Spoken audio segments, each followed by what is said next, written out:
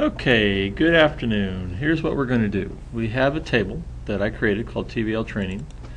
No information in it yet. So we want to fill in employee ID, which will match back to employee ID in the employees table. So we'll have a one-to-one relationship between those two tables. We're going to use a combo box in a form to populate or to pick the employee ID that we want. From that, it's going to auto-fill in the next two fields, first name and last name, based on the first name and last name associated with the employee ID. And then we'll fill in the other data as we go through and fill in the form. So we need a form to do that. So the form is required to do the filling in that we're talking about. So I'm going to have a combo box for employee ID, which also shows first name and last name. Based on the selection that you pick from the combo box, it will fill in the content of the first name and last name in the form, which again populates the table. So first let's create a relationships in here. So I'm in the database tools, clicking on relationships, and I got the employees table here. I got the training table over here. I've got an employee ID in both tables, and so they are and field size and data type are the same in both tables. So we're going to do a one-to-one relationship. So I'm going to put my pointer on employee ID in the employees table. I'm going to click and hold, drag over to the employees ID in the training table, let go. That brings up the edit relationship window. Table on the left is the primary table. Table on the right, you can see it says related here. So the training table is a related table. The employees table is a primary table.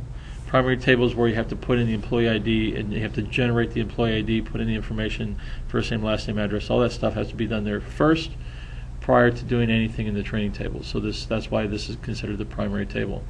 We're going to enforce referential integrity, which means I can't put in an employee ID over here in the training table that doesn't already exist over here in the employees table. So we're going to click on create right there, and there's our one-to-one relationship. So let me close out of the relationships window. Alright, so we're going to create a form. We're selecting the table called training. We're going to come up here and we're going to click on the create tab for forms. I'm going to use the wizard. There's a couple other options that you can pick, but we'll just use the wizard. It makes it pretty simple. Because I have training selected over here on the left, it automatically selects it here inside the wizard. I want all fields in the form, so I'd hit the double greater than symbol. I'm going to click on next. We choose the columnar layout, just pretty standard. Click on next. The title for this particular form is FRM Training, and I'll hit finish to complete it. There it is. And I could do my data entry. I have to manually type everything in right now, so we need to change some of this. So let's go back to the design view of the form. And in here what we have to do is we have to replace the employee ID text box with a combo box. Once we do that, by selecting the employee ID from the combo box, it will auto-populate the first name and last name text boxes in the form. And to do that, though, we have to create the combo box. The combo box has to also have the information that we want to use to populate the other text boxes, so it also has to include first name and last name. So I'm going to delete this first, and we're going to put in a combo box. So come up here to my design tools. Here's my combo box. Click on it, and we're going to put it right about there. We're using the first option to get our values from another table, so we click on next. We want to pull the data from the employees table, so we click there, click on next. We want the employee ID, first name, and last name. Those are the three we want. Click on next. Sort, let's sort by last name. Not necessary, obviously, but we'll sort by last name. And we also want to unhide the key column because we want in the form to display the actual employee ID number. And then, of course, by selecting that, it's going to bring in the information from the first name and last name. So we'll click on next. And we're going to store that information using the employee ID field. And we're going to store that in the employee ID field in the training table. And we hit next, and the name of this particular label will be EMP, and I want to do all caps, and then ID, employee ID.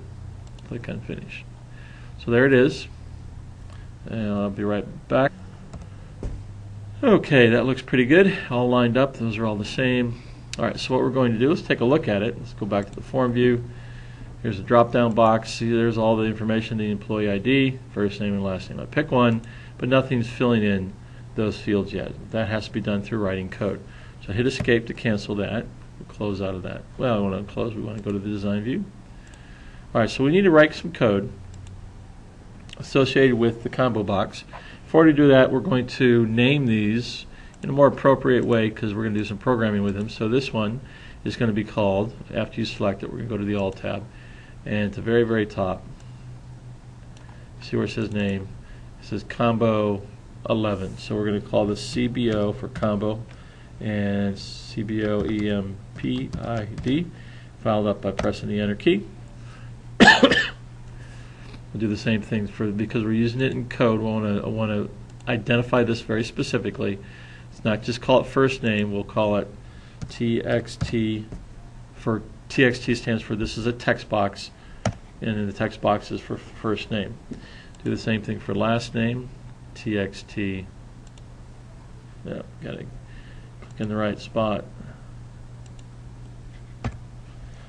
TXT last name. Hit enter. There we go. Now, if we were doing some programming code for the label, we would label that. You can see the name of the label is for last name underscore label. You know, again, a lot of the standard is LBL for labels, LBO last name. Again, using camel case, so the capital L, capital N as well. But the first three identifiers are always lowercase. So we're not doing anything with labels. So anyways, we got two text boxes renamed and the combo box renamed. So we use some code associated with the combo box that will populate those two fields. So what we're going to do is we're going to go to the Event tab, and what we want to do is the code to be initiated at the time that the content changes.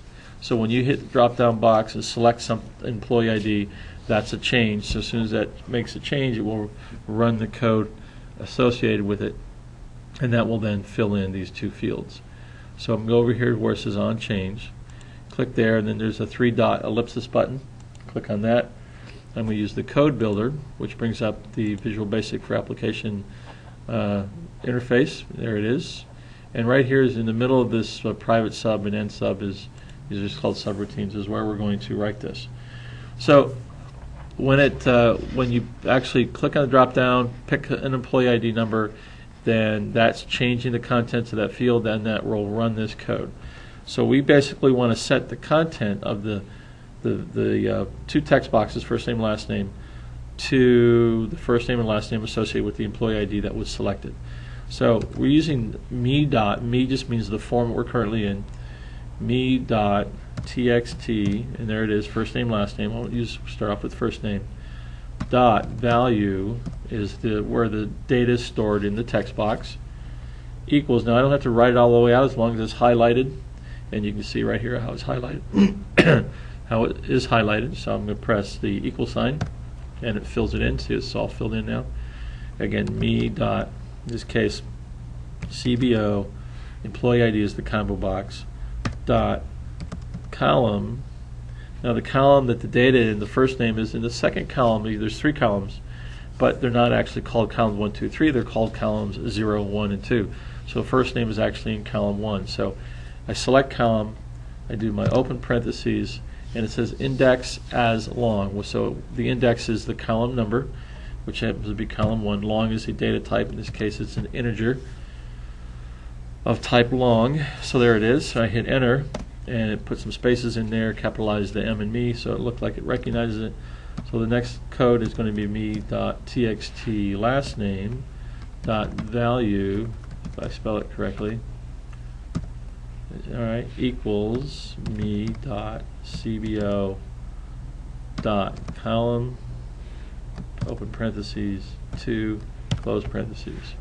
Hit enter, and you can see it recognizes it as well. So we're done. We don't have to save or anything. We just close out of Visual Basic for Applications. And there's the code. It's called an event procedure for the on-change event.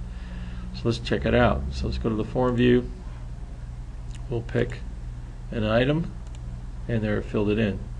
So I go to the next, hit the new button, and that saves it. As soon as I hit the new button, there another one. And of course we can put in a date for the training, a value for the length of training, let's say 4 hours. Okay, there we go. So anyways, we'll close out of this, save that form. We're going to open up the training table, see if the data is in there. Double click. There's our data that we just filled in. So everything's working great. All right, no problems. So that's the code. Again, the code is associated with, bring up this in design view again. The code's associated with the combo box in the event called onChange. Click on the ellipsis button again. Here's the code. Taking the txt first name text box, the value, which is what is the content of what's going to be in that text box. And we're setting that equal to what's in column 1 of the employee ID combo box. And then last name, the value of last name is going to be associated with what's in column 2 of the employee ID combo box. And a couple final words, and those are, remember in the table called training, this form is populating the data in that table. Remember, the last name and first name fields are not required in this particular form or in the table because the employees table and the training table both have the employee ID, and we have that relationship already created and established.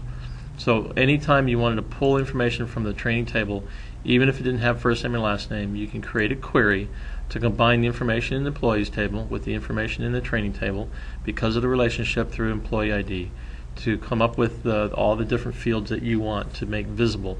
So it's not required to have first name and last name, but it's something that a lot of people prefer to have. So again, that's a personal preference.